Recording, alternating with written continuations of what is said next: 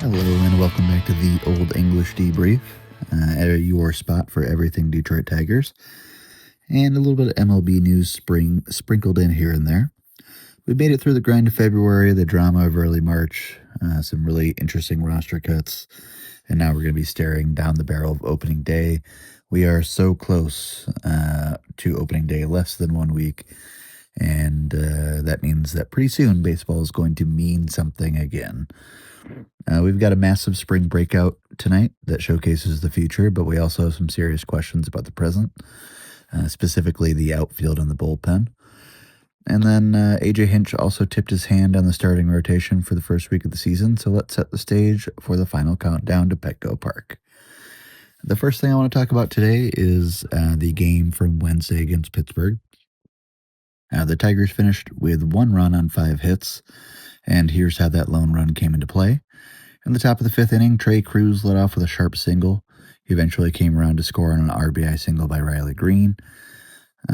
Trey Cruz was the bright spot of the day, offensively going 2 for 3 and accounting for the only run scored. Riley delivered the only RBI of the game. He also recorded one of the hardest hit balls of the afternoon with a 105-mile-per-hour single. And then we have McGonigle, who's been undeniable as of late. Though he only had 1 hit, his power potential with a 337-foot flyout was there, and it's good to see that power. And Spencer Torkelson also added a base hit to the tally, finishing 1 for 4.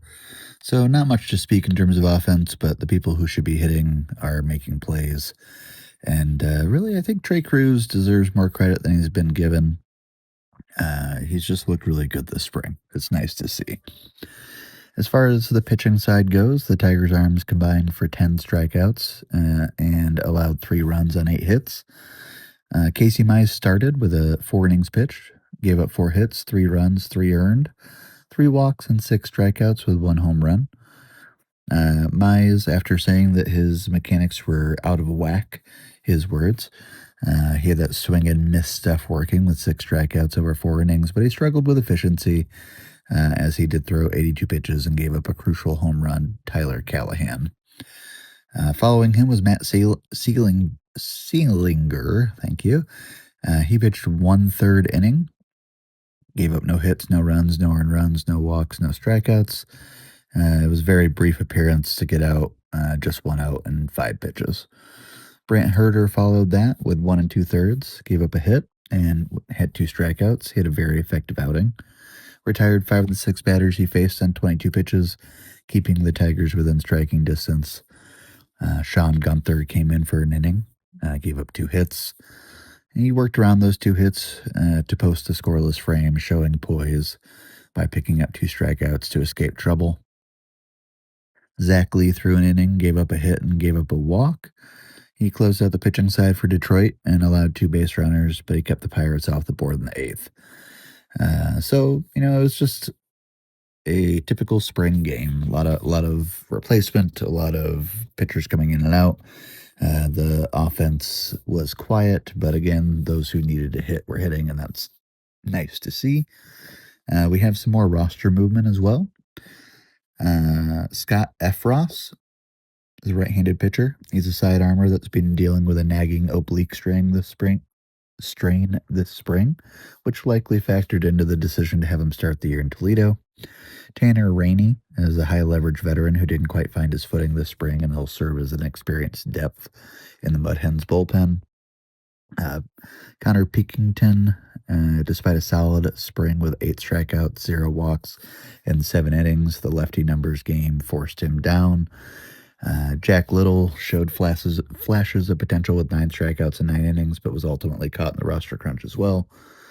And then possible or positional reassignments, Corey Julks, with the center field battle still going on between Meadows and Perez.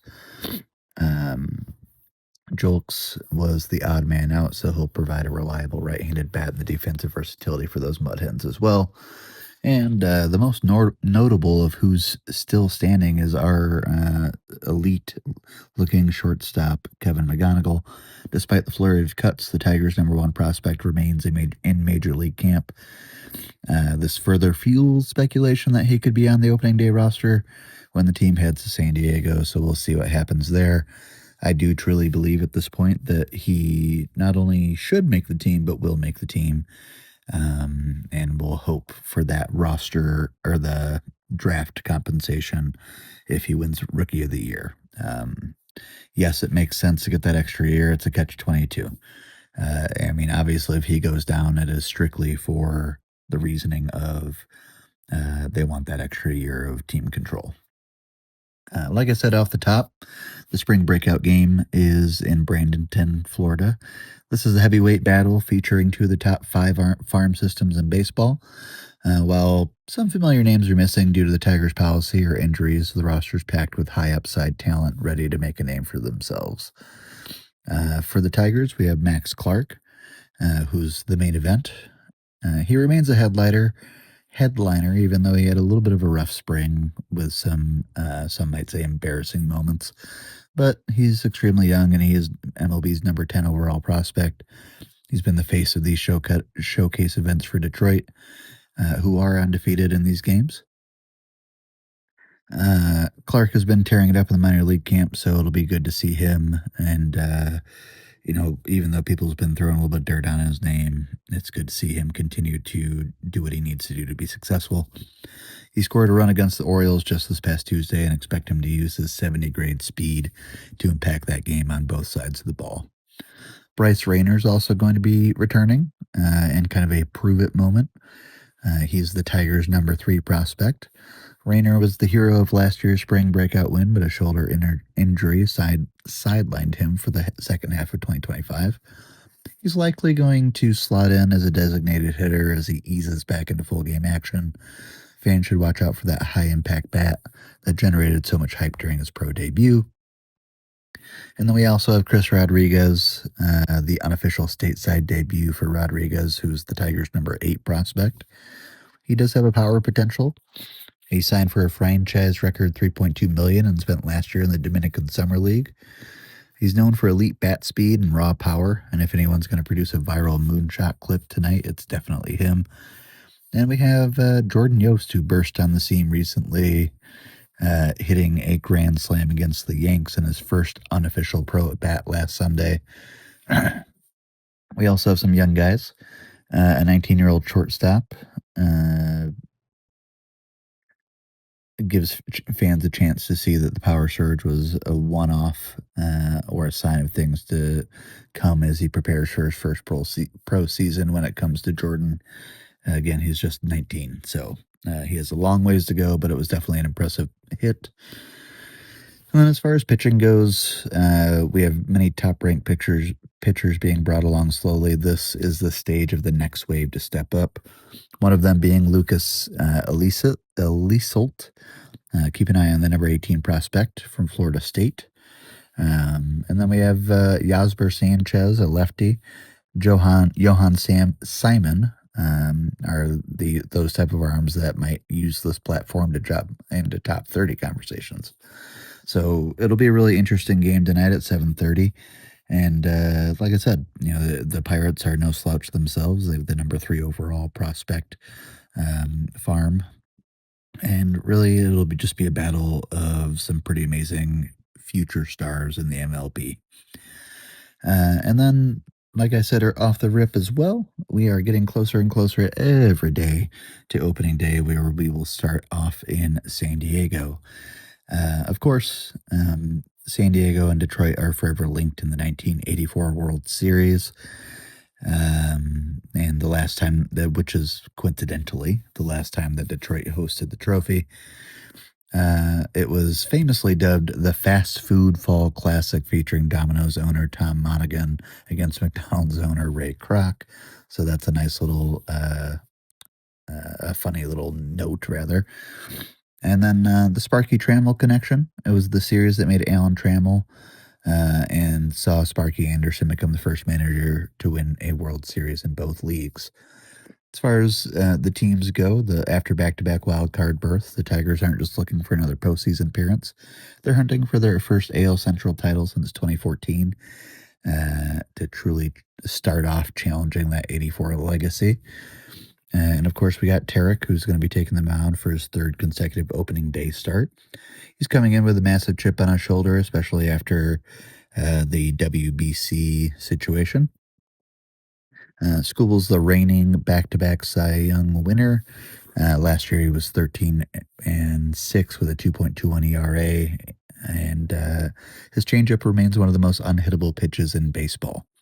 Reports from camp show this fastball touching 99 miles per hour, and he's even adding that refined curveball to keep hitters off balance. Last year, Skubal took a loss on opening day against the Dodgers, and we're hoping for a different tone this time against the Padres lineup that historically struggles against lefties. We'll see Nick Castellanos in this series. The Padres made a strategic move this offseason by signing the veteran right-hander, former Tiger, to combat lefties. And he spent the first 7 years of his career in Detroit from 2013 to 2019. Seeing him go up against Skubal in a Padres uniform adds a layer of student versus master drama in this opening series. And as far as San Diego goes, they added Castellanos, Miguel Andujar, and specifically to fix those 2025 woes against left-handed pitchers. And the last time these two teams met at Petco Park in late 2024, Parker Meadows hit a ninth inning grand slam with 2 outs. So maybe starting against San Diego might put him in a mindset that he's yet to find this spring. And just overall, I think that it'll be a really interesting thing to watch. We definitely want to see if Kevin McGonigle starts the season heading into the final days of camp. And they're not going to, reports suggest that Tigers aren't going to be deciding on their top prospect until the morning of opening day. So McGonigle has slashed .305 with 19 homers in the minors last year. If he makes the roster, it signals a massive shift toward youth first era in Detroit alongside Riley Green and Spencer Torkelson. And then to wrap up our episode today, let's talk about the AL Central. As far as some votes recently, Detroit took all 5 first place votes with 25 points, followed by the Royals with 18, Guardians 15, White Sox 9, and the Twins trailing in last with 8. After years of chasing, the quote-unquote experts officially believe the Tigers have the most complete roster in the division, which is a little bit of a it goes against what the initial reports and our initial projections are saying. So that's good to see. Obviously, Kevin McGonigle has been a huge thing this offseason. There were questions about whether he'd have to move to second base, but his big strides in range and getting to the ground balls have proven that he could stick at shortstop. His offensive punch is already big league ready, and him seeing these elite breaking balls is important. In fact, AJ Hinch said recently that he's happy that it's happening now. So we'll see. We'll see. The morning of opening day would be pretty wild to find out if you're making the team or not. The back end of the bullpen for the Tigers is looking strong, but there's genuine concern about that bridge to the closers. We have mounting injuries with Troy Melton out till May, Brieske struggling to stay healthy, so the middle relief is looking a bit thin, but we know that AJ Hinch might have to get creative with that pitching chaos early on. Keep an eye on Drew Anderson and Emmanuel DeJesus. They might be forced into high leverage relief spots by April. And then as far as center field goes, we've talked about Parker struggling, Wenzel, Perez is also struggling, so Baez might be a wild card. If McGonigle makes the roster at shortstop, maybe we see Javi platooning in center field again to keep the best bats in the lineup. And then as far as the other teams in the division, for the Guardians, watch out for Rhys Hoskins. He's providing a professional right-handed power that Cleveland desperately needed. The White Sox added Japanese superstar Munetaka Murakami on a 2-year deal.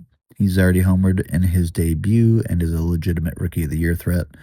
Their bullpen, or the Twins' bullpen's a mess. They're at least one pitcher short on the right side, and they still don't know who will close games. So hopefully we can take advantage early in division against the Twins. And, that's going to be it for the weekend preview. Definitely check out the spring breakout game. The rotation's set. The Tigers are the unanimous favorites, which is amazing to hear. And I'm really excited for the season. I know we got another week of spring, but we're getting closer and closer every day. So, with that being said, question of the day. With the rotation set as Skubal, Valdez, and Flaherty for the opening series, which of those three are you most excited to watch against that stacked Padres lineup? I think I know the answer. Don't forget to head over to our YouTube channel, The Old English Debrief, for a full breakdown of the final 26-man roster once it is official. We will be back Monday for the week ahead, that final week of spring. Until then, be kind to each other and go Tigers for life.